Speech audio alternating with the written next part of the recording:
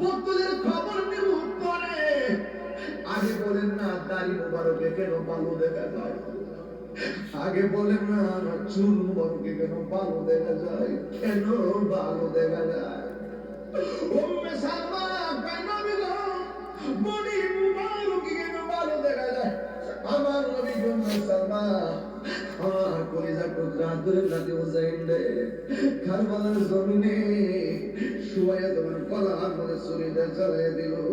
ওই মুহূর্তে যখন ছুরির নিচে দেখা আমার হুসাইন আমারে সালামটা জানাইয়া যখন ছুরির নিচে পড়া নানা গো বেয়া ডাকটা মারছে, আমি আর মদিনায়